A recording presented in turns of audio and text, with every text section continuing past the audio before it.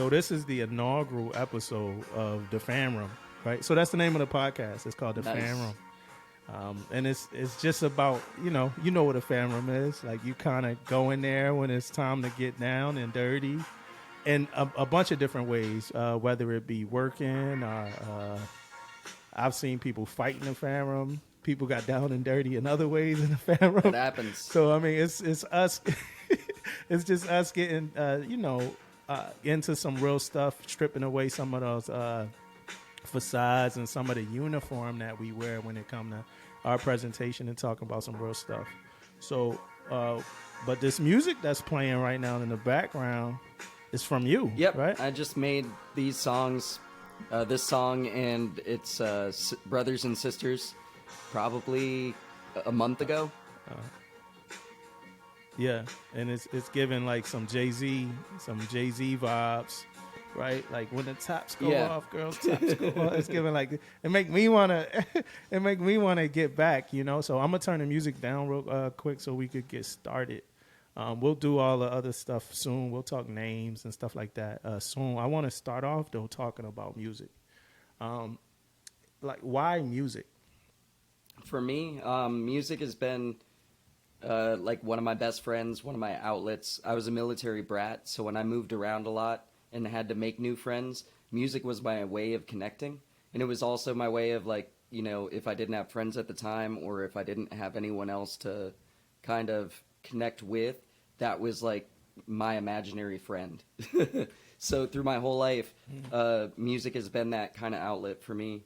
And the older I got, I realized that I could actually use my skills and talents, a lot of the Navy talents that I got, and actually work in the music industry and start doing my passion as my work.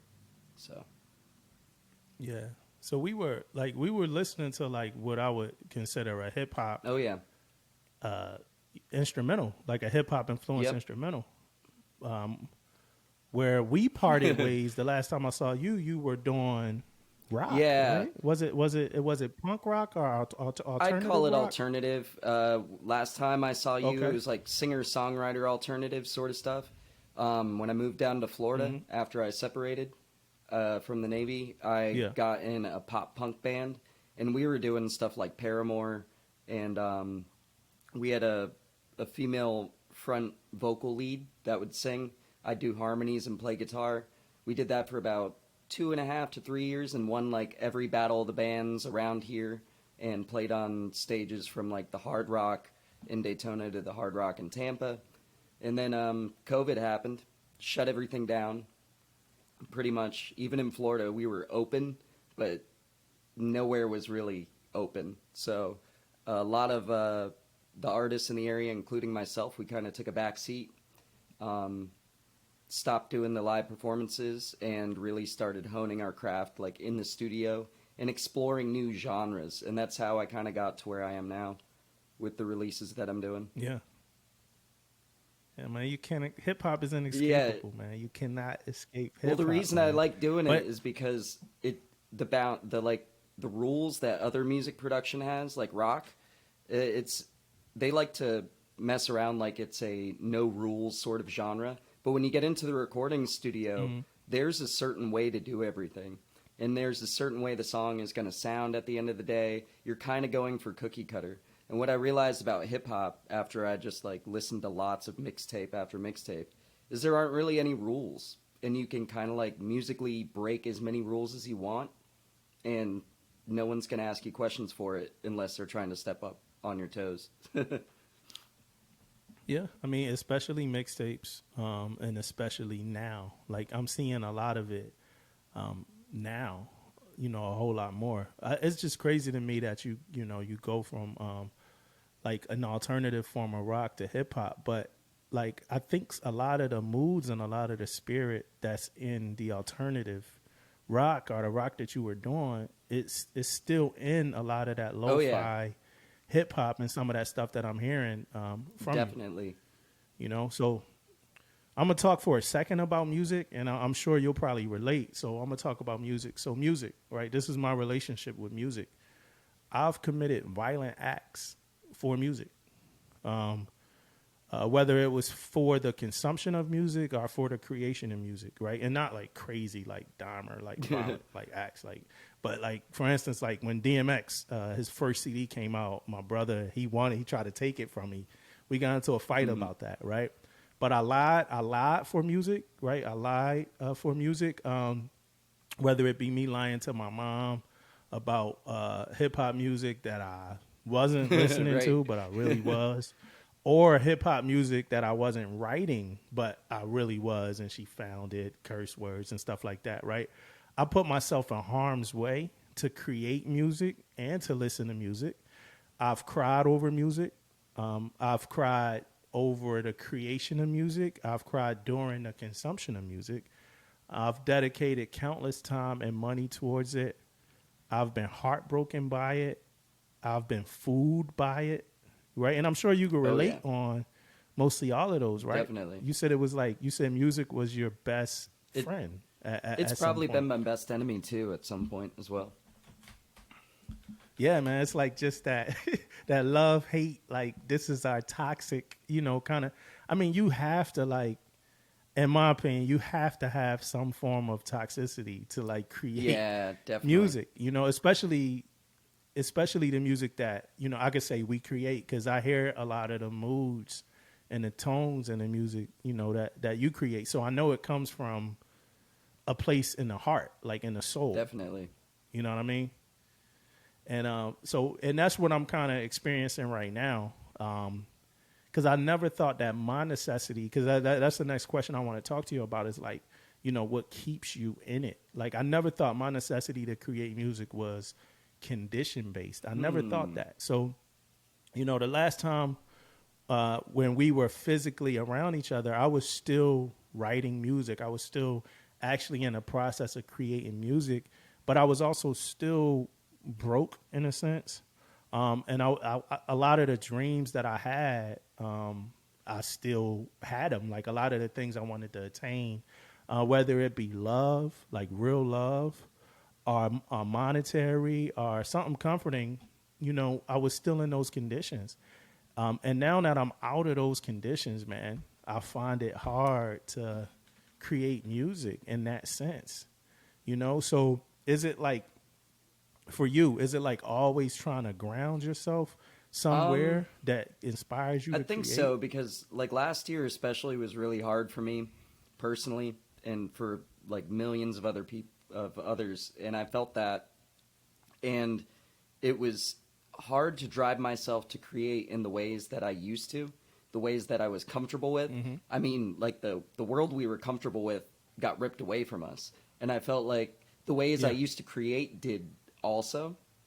So with my latest music, like I kind of made no rules for myself, and I told myself, I'm going to do a song a day. I'm going to start with 8 bars and just work 8 bars. Once I get 8 bars, that's good. I'll start layering, stacking, and adding them and whatever. And so it was small goals. I worked myself into like, once I get 8 bars that I'm happy with, I'm done. That's it. I created something. I can move on to the next day. And for me, it started as like a challenge to keep myself motivated. Like you said, to keep yourself grounded in the experience. And I really didn't have any goalposts set for myself aside from doing just 8 bars. If I could do just 8 bars. The atomic habit. And then once that started, and I was like, wow, this is actually fun. I found it to be much more of a release than like alternative songwriting, because that's very goal driven. It's like, you want to make somebody feel a certain feeling, so you're going to write very specifically. But with you got to write it. Right. You got to you got to write it like specifically, but then you got to write how you would pronounce it. Yeah, you're like right? It's like you're going for a mark. Like you want to make that person out in the audience feel this way, so you're going to write the song. That's not what I did with this last batch of stuff. I just kind of let the song breathe and be its own self. When it felt like it was done, it was done. So there was no pressure or anything like that. So I really took myself out of the box I was used to being in and kind of challenged myself in a new way, but in a lot of a less pressured sort of environment. And I really like what I got, because everything surprised me. Whereas I've sat down to try to write before, and I'm like, nah, this sucks, and I throw it in the trash, and it's never seen. So. Yeah, and I mean that's the true art in it all, because you create instrumentals, right? Yeah, yep. Well, I still play acoustic guitar, and I do weekly gigs, but I loop my acoustic guitar, so I'll put it through a loop pedal. I'll loop a percussion beat by banging on the guitar, and then I'll play on top of that. So it wasn't too different for me to take that kind of formula and do it on, like, you know, a digital audio workstation. But you're not writing raps to these beats. No, I can write poetry and stuff, and I can free verse. Like, I remember when you would come into the shop, and I'd just sit there in awe while you would just, like, 10 minutes of bars, and I'm like, what? That was awesome. And I haven't been around many people that can do that since. I'm looking for people to try to feature. I would love to one day be able to, like, flow, because I can write. I realize I can't flow with rap yet. Like, I can get close, but, like, anyone who knows rap would be like, yeah, that dude's not comfortable with flow. He's there, but the confidence, like that, all that, steps, it would take me like 5 years to be able to rap on top of this to where I'd feel comfortable. Yeah, well, I mean, the true art is in that instrumental, because now you have a palette. Like, you created something that somebody else could listen to and create a picture exactly. to it. You know what I'm saying? That's why I always I call it a palette. Like, it could be a bunch of different. I've heard moody, like I've heard triumphant songs that, like, I might have wanted to get sarcastic, you know, and write something that wasn't triumphant at all, something about failure on the most triumphant, you know, instrumental. Or I've heard like the saddest instrumental and wanted to make like the happiest, you know, music that I could, because just like, you know, magic, like you could create magic, you know, in those moments. So now you open the door for somebody else to create on something that you created. And that was the next question I was going to ask. Like, if you put out these instrumental albums, how would you feel about I'd love it. That's the goal. Grabbing the beats and writing to That's the major goal of this. Because I was listening to these in the car, just driving around cruising. I made a lot of them, like came up with them when I was passenger seat driving on I-4 stuck in traffic. So a lot of them are like very cruising along sort of beats to me. And I would try to, like, just riding in the car, start, you know, rapping about, like, being on the gas, being on low, somebody cutting me off and stuff. But, like, I don't have a lot of content, and I never really have, as a songwriter, have felt like I have a lot of content lyrically to bring to the table. I can do music for days, whether it's in the hip-hop realm or alternative or pop, punk, whatever. But lyrics, for me, I can do them, but it seems more forced. So if I could give, like, the vehicle that's the song to other people, if they could take it miles more than I could, that's awesome. That's, like, exactly what I like seeing happen with music. Because to me, it's like a big teamwork thing. Yeah, always collaborative for sure. If it's not, then I don't think it's right. I'm gonna go back to the beat for a second, because I want to play it so people can hear it, so they can know what I'm talking about.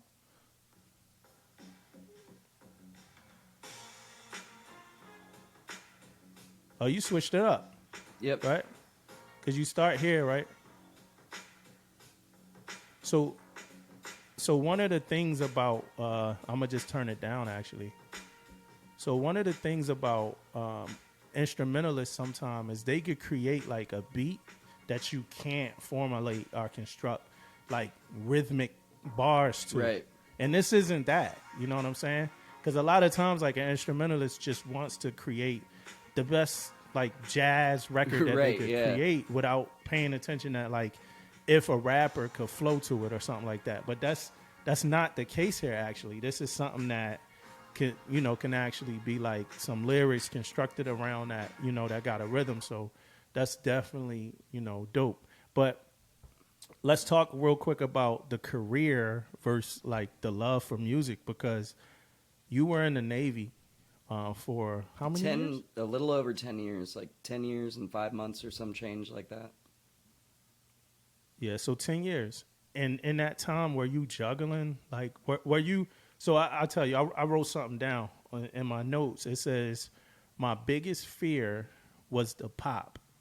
and go on deployment, right? So meaning that my biggest fear was that I would actually have a successful song and then I would have to go and like, fight for Right. the military or go on deployment and leave for 6 months. And like, I always had this as a fear, like, I'm gonna leave for 6 months and that's when Russell Simmons is gonna call Right. me. Yeah. Yeah. Or that's when, Clive Davis, Dr. Dre, that's when I'm gonna get the phone call is when I'm on deployment and I'm not gonna be able to fulfill it. Or the Navy not gonna let me buy myself out my contract or something like that. All the time. Was that ever a thing for you? No, I really when I was in the military, I took a real back seat with creating and playing music at all. I brought my guitar with me and we played like on the ship and stuff when I was on deployment on the Phil C back in 2008. But there was never really an opportunity to like collab with other people. I had friends that I'd play with. That's how I met you. Like music stuff was always around and I was always involving myself in it, but it was always a side thing for me. And it never really became like a passion that I pursued until after I got out. So when we were doing, when we were messing around and stuff in the shop, freestyling and stuff like that, you started doing gigs. If I remember, I was playing right? with a band called Kavusi up in Maryland, and they actually opened for like Kenny Loggins a few years ago. So they they've been doing some cool stuff since, and I was playing with them, and that was my introduction into the live world of performance music was through that band and through open mic nights in Annapolis and Baltimore and around those areas. So before then, I had never really like gigged out and performed out live. So when I met you, that was like right at that time where I was exploring that sort of thing, and I was actually doing so for I was going to the open mic nights as like some of my therapy, because when I was in therapy up there, they were asking me what my hobbies were, and they were like, yeah, so long as you can go out and perform and not like drink and get really messed up, then this can be a helpful thing for you. Yeah. And that's how everything kind of fall. I was listening to Gary Owen, the comedian, and he was in the Navy. I didn't know that, right? So he was in the Navy for like 5 years. He said he had did a Comic View. So he was in the Navy. He said he went on leave he was stationed in San Diego. He went on leave for a week, and they would film 45 episodes of Comic View in a week, right? So they would do like 5 episodes a day or something like that for like 7 days straight. So he went down and did Comic View. So he was on BET on Comic View at the same time as he was like he said like same time as he's like directing traffic on base or whatever, right? So he's coming up to the close of like the end of his like enlistment, and he had like 3 months left. And Comic View hit him up, like BET hit him up, like, hey, we want you to host Comic View. And he's like, okay. You know what I'm saying? Like, because his life at that point was like, okay. Even like why he joined the Navy, he was like, shit, okay. So, he went back to his command and he was like, hey, BET hit me up. I gotta go. Them. You know what I'm saying? Yeah, he was like, I gotta go. They was like, all right, we gonna give you a board. You know what I'm saying? So he said when he got to the board, it was a black chief. He said it was a black because that was part of his, his routine. He was like, it was a black chief came up to me. He was like, hey, I got you. You know what I'm saying? Because he liked them from Comic View. But he said during the board, it was a warrant officer in the board. And the warrant officer was like, fuck that. You're not getting out. That's not happening. You staying in. And he's like, yo, what does like little old me have 3 months left with 3 months left? Why am I so important to the Navy, right? So it was it. But then he said like a whole thing kind of shifted where he was like, nah, I'm taking back control. He was like, look, I'm not asking, to get out the Navy. I'm telling you that I'm getting out. He was like, I do. He's like, I'll do lines of code. He was like, I'm getting out or whatever, right? But I think about that because was music the reason why you chose? No, I had a lot of other stuff. Being a military brat my whole life, I felt like I was kind of in the military my whole life, or at least like moving around, and I wanted to call a place home for once. So I got out for that reason primarily. I always thought it was funny though, because we'd always have the CO during like command quarters, they'd always send people off and say, "Oh, this guy's gonna leave the Navy and be a rock star." So Yeah. I tried that a little bit, and like I played the rock star game for about 2 years after I got out, and that was kind of fun. And I went to school while I was doing that, so I used the GI Bill. I found out through another veteran at the school while I was signed up for business management classes because I was trying to be an electronics technician on like power boats in the area. And one of the other vets at the vet center was like, "Oh yeah, I'm enrolled in music production technology." And I was like, we have that course here? And she goes, "Yeah." So I stopped doing boat work, and the boat work got weird anyway because of all the hurricane seasons down here. I started going to music production school at Daytona State College, and it's an actual 2-year accredited degree. Like, so I'm still halfway through that program. COVID kind of knocked everything offline with that too. But the skills that I got from that program and a lot of Navy skills transferred in because we did like soldering and studio maintenance and a lot of like high tech sort of stuff in the audio industry. That transfers over to me now, helping me get better jobs doing AV technician sort of stuff. Basically what the eye seaman would do.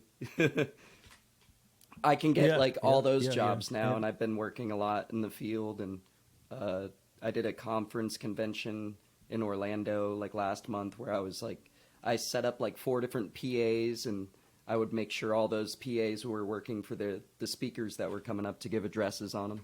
So, okay. So what's your proudest moment so far after the Navy and what you're doing right now? There have been a lot of moments. That's actually, I was afraid of that question at first because it's like, oh, have I done a lot? But yeah, oh man, it's tough. One of them was playing Casino Cruise when my band got to do that. And some of the band members, they didn't like being on the boat. They got seasick really quick. It was a small little cruise that went out off of Port Canaveral, where all the cruise ships go out on the East Coast here in Florida. And we went out into international waters, and then they sail around so people can like do blackjack tables and slot machines. And we were the band on that ship. We went out on that ship probably like 5 different times. But every one of my bandmates and all of my friends that would come down for those cruises that we would play would look to me as I was like the subject matter expert of boats. Yeah. So they were like, "Greg, what do we do if XYZ happens?" And I was like, "Oh, this is great." And I'm like, see the, it was just like any other ship. They had like all the arrows pointing for everything, so you knew where you were. And so I was that guy. But it was cool to be able to do that in a non-military capacity. So it was really neat, like being able to work back out at sea, but doing so as a professional entertainer, where like we had to have our gear checked by customs when we were going on the boat. Like they're opening up guitar cases, making sure we're not like, bringing contraband in or whatever. Man, that's pretty. Me and my wife, we went on a cruise, man, and I just, I got on the ship. I'm like, man, where the engine room at? Yeah, exactly. You know what I'm saying? Like, let me find an engine room. Like, I'm the man on here. I work on these things 6 months, a year, 5, 10 years. I'm like, man, where the? I never made it to the engine room. You know what I'm saying? Nope. Like, but I'm just like, yo, I'm the guy on here. But what I did want to talk about was when you were working on boats. And this might get us into like the kind of nerdy spectrum, but hey. So on the boats, it's the same equipment. You were working with a lot of the same equipment that you were working with in the Navy, right? Yep. I'm sure, right? Radar. Yeah, radar, radio, interior communications. So you were to my recollection, you were a pretty formidable electronics technician, right? Yep. ET, right? ET1, right? You got out the Navy as an ET1, 10 years. A lot of people, they kind of just ride that last 10 out. Especially as a first class in 10, probably, at some point, good prospect for chief, stuff like that. But you made that hard decision. That's a hard decision, man, to get out and start all over again, right? So so let's talk about just that first year out. Like, how was I it don't for you? think I realized I was out of the Navy until like probably 2.5 years later when some other veteran who had been out was like, "You don't have to be that way anymore." And I was like, "What do you mean?" And like they were just talking about the way I was carrying myself, just my whole demeanor. And then once they told me that, I really like looked at things a lot differently. And the first year was pretty wild though, because you really do have to carve your own path no matter what. It's very do or die. It's it's a way different kind of life, especially after being used to 10 years of, showing up every day, just doing the military routine. I Yeah. just got my hair cut. You're seeing it short for the first time since you saw me last. I grew it out to like down Yeah. here, not just for the rock and roll stuff, but I had a hard time making friends that didn't think that I had people ask me all the time, "Are you a cop?" People always thought I was a Yeah, cop. yeah, just from And yeah. I was like, no. So I just kind of Yeah. like blended in more, grew my hair out. Instead of growing a beard, that was my thing. I grew my hair out as like a sign of protest. And then, I thought you got it cut for the yeah, podcast, that was man. part I of was like, it. man, he got his hair Yeah, that was looking part of good, it. man. But yeah, that first year was rough. It Oh was man. a lot of do or die. But I noticed a lot of things in myself, like a lot of drive that I wish I had in the Navy, where I was like, where's this coming from? Where it's like, yeah, you're not going to get food on the table and rent's not going to get paid if you don't, like, move yourself. Yeah. So the crazy thing is, I think we lose it because we don't need Right. it. You know what I'm saying? I think, and that ties into what I was talking about music for me. You know, and what it was always bred from, and I never knew that. You know what I mean? Like I never knew that my like need to create music was necessity based. I thought I was like in like an undying love for the creation of music, but I met my wife, fell in love, like actual love, that didn't hurt as Right. much as music hurt me. You know what I'm saying? Didn't disappoint me as much as music disappointed me. It was like an actual love, and like a lot of that void that was filled by me, like taking trips to like other worlds and other places and stuff like that and creating music. I found a lot of that emotion in this, relationship with Right. my wife. You know what I'm saying? So that part that you're talking about, like that fight or flight, that is like the kind of one thing that I think we do sometimes lose, and we don't even know we're losing it. Because you could be broke as a E4, E5, you could be broke as a chief, but it's a difference between being broke in the Navy and being broke Yeah. Yeah, in the exactly. streets. Yeah. You know what I mean? Because if you're on sea duty, you have a Right. place to eat. Right. You could go to the ship. And if you're on shore duty, you should have somewhere to eat. It's very seldom, should people be out here missing meals. Right. You know what I'm saying? And if they are, that's a problem. And then the thing is that we still could get WIC. You still could get like food stamps and stuff in the military. You know what I'm saying? So like you saying, now you're in this position where it's like I have to, kill to eat. Almost like I gotta kill to eat. So what's next? And honestly, I got some stuff going on that's kind of set me up for when I get out. But I have a thirst for that feeling again. Well, that's good. You know what I mean? Like, because it took me by surprise, and I was like, "Holy hell!" Like, but looking back on it, like every 2 weeks, right? Exactly. Looking back on it, though, it pushed me a lot farther. I think in school, in my music, in relationship development with people. Like, I have stronger friendships and stuff now, but I feel like it's because I don't know. I felt like in the military, we were talking about breaking the rules earlier. I wasn't one of those to break the rules, but I didn't always follow the rules. I like having structure, but I think not having like those walls around you, or at least around me, is helpful in like personal growth. The way that I'm writing songs now is drastically different than anything I thought I would be able to do 5 years ago. And I just think it has to deal with like having less walls around you but it's also scary because those walls can be very protecting. Like the military, just knowing that you got a check coming in every, 2 weeks, knowing that you have somebody to go in and talk to, even if like they're not really your friend, they're just stuck there with you every day. But like that kind of stuff, Damn. Yeah, man, I got like a guy, one of the sellers, who caught COVID, and Command Master Chief. He's like, hey, like, let's make sure he got food. Let's make sure, there's people out here that's catching COVID that it's not anybody around that's going to say that. Like, hey, let's make sure this person got food, a place to, get some shopping, just different stuff like that. So that in itself, you know what I mean, is crazy, and now the military's open to telework, so, that's been kind of paying dividends too. Right. Yeah, man. So let's talk. So let's get into where you are now, like musically, like where people could find you. We're gonna do that twice. We're gonna do it now, just in case somebody retention might not be that great and they're gonna log off soon. You know what I mean? But don't log off soon.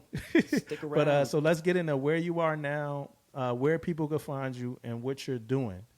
So right now, I'm in Daytona Beach. I play every week at a place called the Daytona Tap Room. That was like my home base during COVID.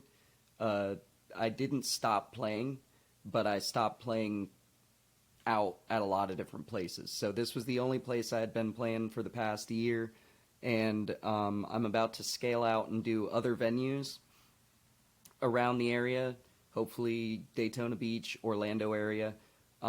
That's for live performances. And the live stuff is different. It's mostly cover alternative stuff that I used to do. But my music that I'm producing now, it's under the project name 7 Day Forecast. And I don't have a page for it yet. So the only page I have, aside from my Instagram, which is GDM 2020, I have GDM on Facebook, which stands for Greg Davidson Music. And that's where I post about my gigs or anything I'm working on production-wise. And I work with a lot of other people also. I work as an intern engineer over at a local studio here in Holly Hill. Oh, that's pretty cool. And we have artists that come in and clients that work on material, and I'll work as an engineer and also kind of helping them produce their material as well. So as far as Central Florida, I'm just trying to branch out of Daytona and get into more production-oriented situations that are frequent and lucrative.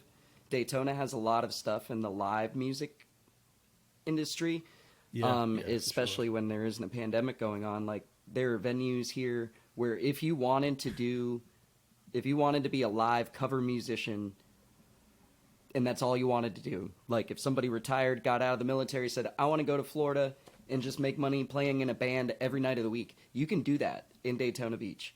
And I did it for like 2 years. It was really cool knowing that all my income that I was making was from music. But it also, one thing I will caution against is once it becomes your business, you can't put it down. Like, you can't go, oh, I'm not going to play today.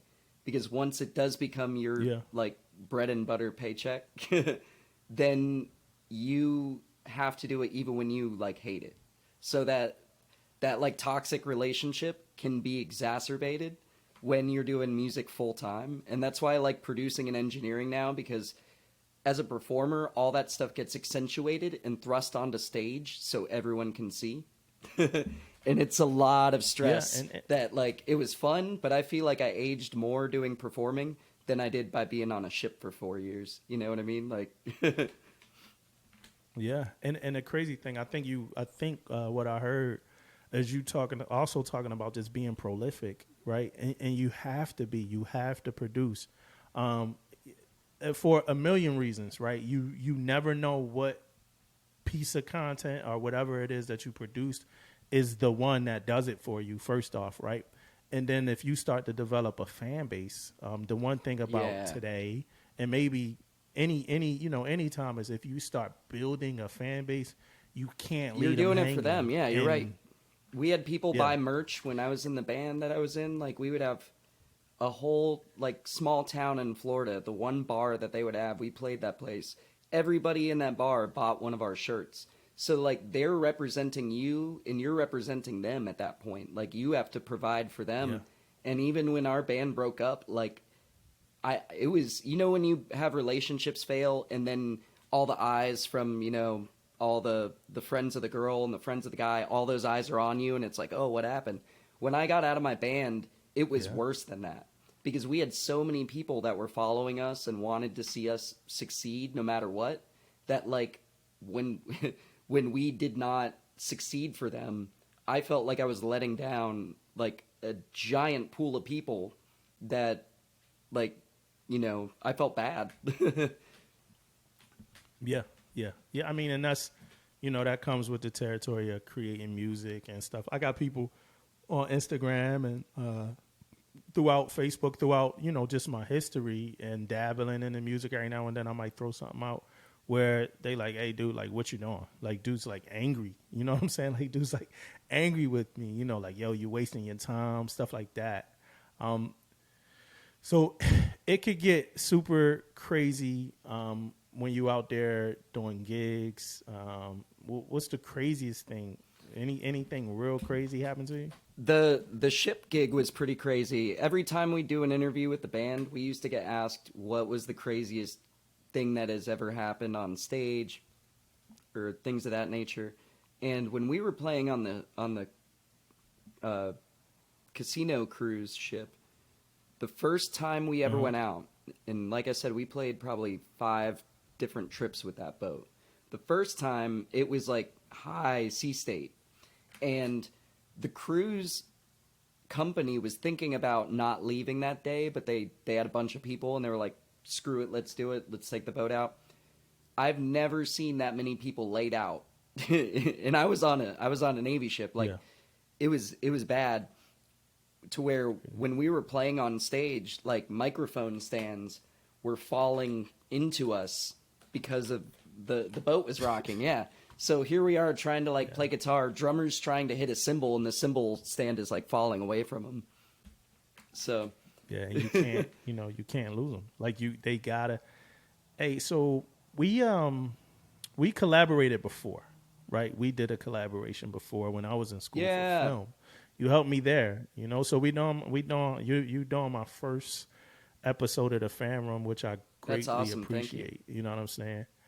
And but you helped me before. You helped me when I was in college. I hate that I don't have it anymore. But we did a video called The Duty Blues, right? Can we talk about that? Okay, so that was a double entendre, right? So that was creative in itself, because duty, Navy, blue, and then when you on duty, sometimes you got the blues, and people call it the duty blues. But for us, it meant something else, right? And what was that it meant? I'd rather you kind of bring us into what it meant and what that project was about, if you remember it. I think that was the project. Was that the mental health project? That one? Yep. It was about mental health. Yeah, we were talking mental health early. Like, mental health is kind of like a thing now. You know what I'm saying? But we were talking. It should have always, been something to talk about. But I think I feel like we were kind of early to the, to that conversation. Being at the academy, at the Naval Academy, really helped, because when I was there, they had, like, even though we didn't get all the stuff the mids got, we still, I think, got a lot of resources. Like, me being able to go to outpatient therapy over at Walter Reed, that's like one of the best hospitals in the world for especially PTSD and those sort of things. So, because I think we were in that environment, they were also doing the stuff with sexual assault prevention and response before Me Too movement happened, which was crazy to me, because like, the academy was like having those luncheons with the sapper people where, we were trying to confront problems before they became big issues. I think that's kind of what we were doing with mental health before, like, it really became everybody's discussion. Yeah. Now you just said that you suffered from PTSD. Yep. Was that service based, or was that It was prior. It was service-based? childhood sort of traumas, and I think the service kind of exacerbated it in a weird way, because you're not really allowed to emotionally regulate the way you want to in the service. Like when you're in rank, you have to hold your composure and just be a part of the ranks. You can't, you can't laugh. You can't really show emotion. You're a part of the team, the crew that's there to do whatever the job is that's supposed to happen there in the moment. So I think when you're not allowed to process certain things, and process them in your own time, it can get really dangerous for people, because then, they might be bottling things inside or not dealing with issues or confronting them. Because of that reason, I think the military lifestyle exacerbated my healing, but it wasn't the direct cause of traumas necessarily. Yeah. Now, did that play a part in you getting out at all? I don't think so. I think, like, deep inside it kind of did, because I told myself, if I want that safe space to be around, to where, like, if I need that healing time, if I need to, check myself in to inpatient, being in the military when you have to be a member for the team, that's not really conducive to the team. Like, I feel that when I went to treatment before, like, that's what I felt most bad about, was not being on the team. I didn't feel bad about myself. I felt like that letting the team down thing. So it's not why I got out, but I think it definitely plays a part of it, to where, like, I've still been through stuff after I got out, and I know that if I was in the military, it wouldn't have been the best deal for me and the service. So Yeah, especially because we might tuck it a little bit, because, like you just said, team stuff. We do so much family, team, kind of like development, building. We've worked on things until 2300. Right, you know what I mean? So we kind of build this core value that, it's about you. It's a selfless, not you as in us, but you as in another person. It's like this selfless thing. It happens a lot, It almost happens, and that still happens, but it almost happens to the point that somebody might be surprised if you decide to put yourself first. Right, yeah. You know what I'm saying? It's kind of like Simone Biles with the Olympics, where she's like, yo, I can't do it. I got to focus on my mental health. And it's like people, like spectators, like actually disappointed in her making a personal. Yep, and there are musicians choice. doing that now too. There were a couple bands last year that were like, yeah, we're going to tour, and then they had to back out of their tour because they weren't mentally prepared for it, and they didn't want to let their fans down by putting on a half-ass show. So, like, that's been happening a lot in a lot of industries outside of the Navy. It's there's a big push for more mental health advocacy in the entertainment industry, because it's the same long hours, team effort, load in, load out, get the show, the show must go on.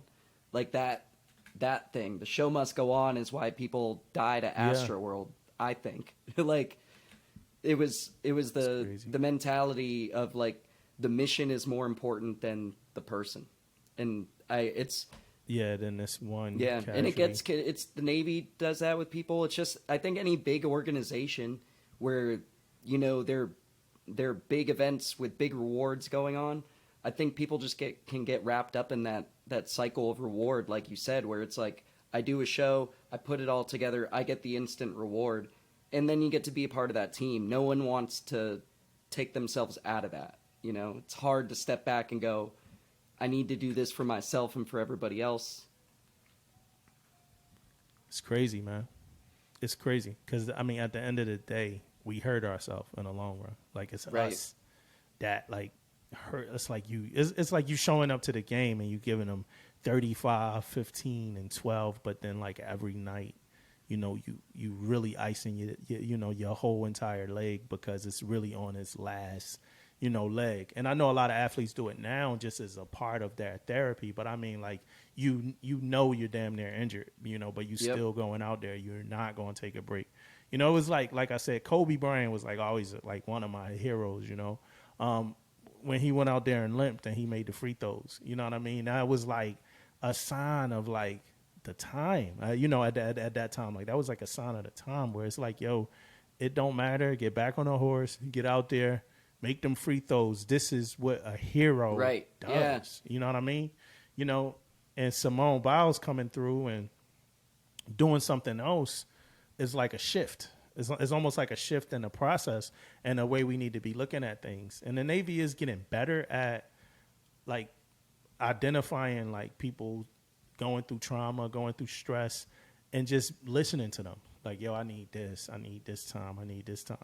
I think some of you guys that got out about 5 years ago would be super surprised with a lot of the kind of progress that the Navy has made. And also, was that thanks to what's up? The Master Chief Petty Officer of the Navy, the guy that we had on base he seemed really cool, and I know he took over as MCPON for like a long time. The short guy? I'm not sure. Yeah, he's still the MCPON. Wow. Russell Smith. Yeah, dang. Yeah. He got in my ass a couple times at our command, man. Did he really? Got in my ass a couple times at our command. Oh yeah, man. When the division was getting investigated, the whole division for like tag out, like, yeah, he got it. I was the LPO, and like, this dude's like, hey, yeah, my LPO, he gave out a muster sheet and nobody got training. He just gave out a muster sheet and had people sign it, and it was like, well, who's the LPO? He was like, EM1 McCullough. And it was like, the dude right there? I'm like, right there with him. There's like, him? I'm like, yeah. It's like, all right, we're going to postpone this. And it was way more to the story about me giving out this muster sheet, but he was using it at that point to protect, himself. But I was giving out, it was like, chief kind of, but pretty much long story short is they took and they got away, they got done with all that, and they decided to investigate the whole division. The dude still got in trouble. So, were you there? Were you there for all that tag out? You were there for the tag out I stuff, vaguely right? remember that, yeah. Yeah, because it didn't really affect, y'all that much, even though we were like the same division, but it was like more like EM based, because them dudes have been doing some, kind of like dirty stuff for a long time. And it wasn't just the whole waterfront area. A lot of people at the command. Yeah, the command was, the command was crazy. And I'm glad I honestly think it was like to some EM's credit that this all got figured out. Actually, we start to find out that craft masters don't even know how to be authorizing officers for like tag out scary. And stuff like that. Yeah. So was that your last command? Yep. USNA? Or no, did you that go was it. else? I went to I did reserves for a little bit in Jacksonville, but reserves was not for me at all. I could not step out of active duty and into just on the weekends. It seemed like I'm not trashing reserves, but it seemed like Boy Scouts to me compared to active duty. Like, I know some people did reserve careers and stuff and made way farther and way better of themselves in the military than I did. But, like, when I tried to go from active to reserves, I couldn't take that transition. It either has to be all or nothing for me. Yeah, there'd be a couple reservists listening to this pissed off at you. Probably. Those Sea Warrior reservists that's like ready, like, hey, I'm here.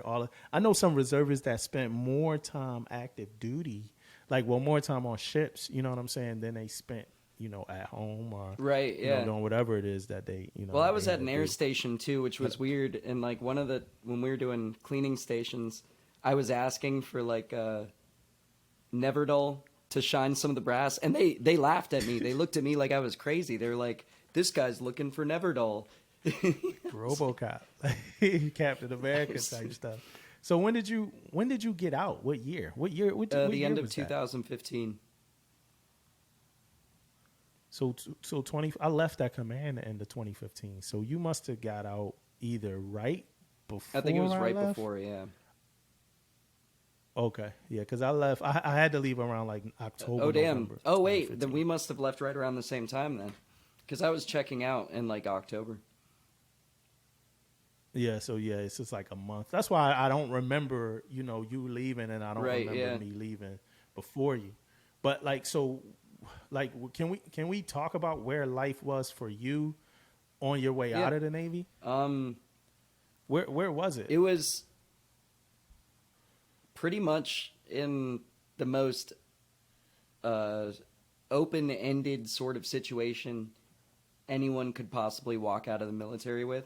I had recently Uh-huh. been separated, divorced from my wife and first son. She moved back to Florida, so I was kind of going back to Florida to be closer to my son. And when I chose to go to Florida, I had the headhunters that were trying to find me jobs all around America. They were like basically telling me, "There's nothing in Florida for you. Good luck. We can't help you down there. We wish you the best." So I was like, "Oh, yeah." Damn. It really sucked because I was getting like really good opportunities if I were to stay in. If I were, I wanted to stay in Maryland for a while. I was getting Uh-huh. job offers as like OEM plant floor QA supervisor for like soldering boards and stuff at manufacturing companies where they just make tons of little circuit cards. Anyway, come down to Florida, there's none of that down here. Like the industry down here there isn't really much aside from the tourist industry. Yeah. AC and That is actually pretty big down here. So I came down and started doing boat work and doing like radars and radio installs on just boats out in the marina for rich people, which was fun for a while. And then I stopped liking it because I realized that like I like turning wrenches and I like putting my hands on things when I work. And when I tried to do the business myself, there was a lot more of the book stuff that I wasn't good at. And that's why I kind of didn't stay with the boat stuff. Yeah. So your career with the Navy, it's like, you getting out, that decision, it was like absolute. Like you never have dreams about being Oh, I still, do. giving it another. I don't have dreams like Yeah. I'll still have sleeping dreams. I'll be asleep and I'll like have dreams that I'm about to miss muster or something. But it's real. It really happens. I don't really have a desire to go back necessarily, and I think it's because my dad, like, he's still working with the Naval Academy parachute team. And so there's still connection with that, and being from a family that's been in the military my whole life. My dad was in for 27 years.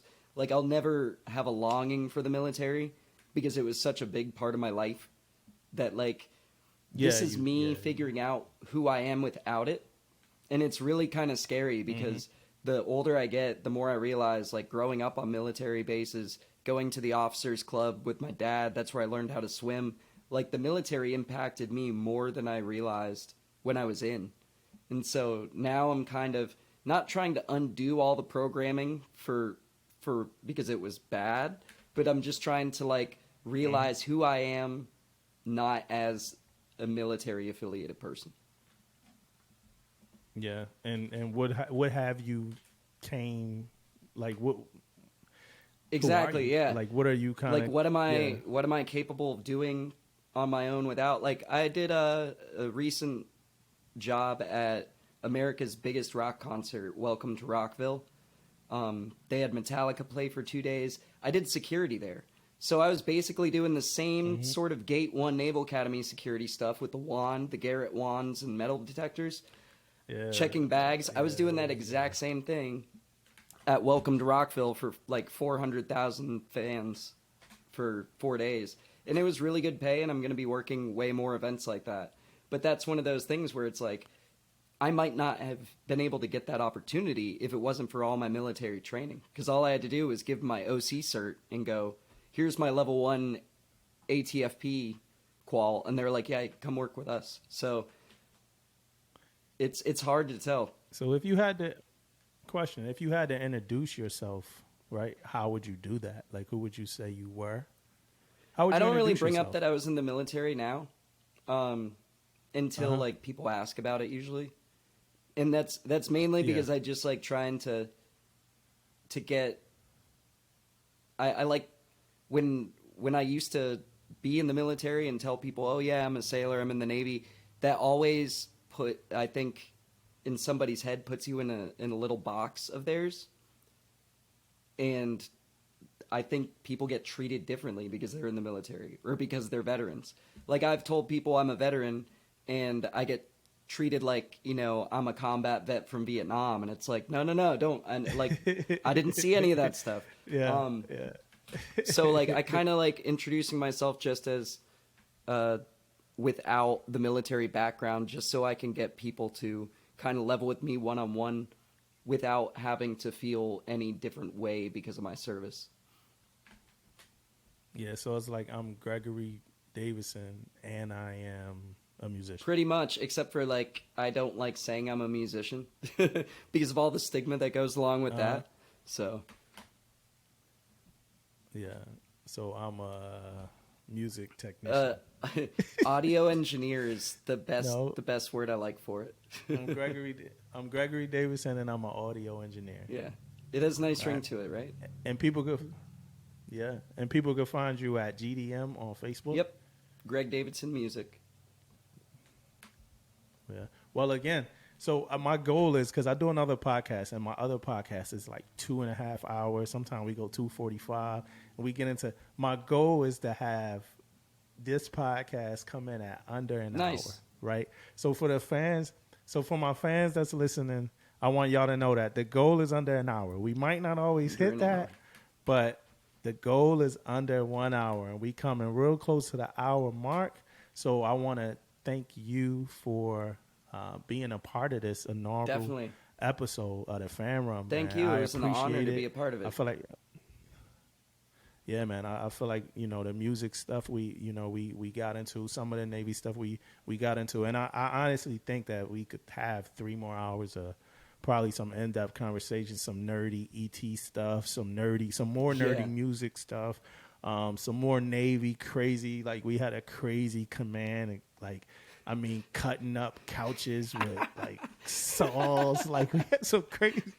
Yeah, we had some crazy stuff happen. Probably more about depression, more about trauma, stress. But I mean, this was a good like appetizer for the listeners, for the fan room, and it was good to just reconnect. It definitely was. Thank you, man. So I appreciate you. I appreciate you too.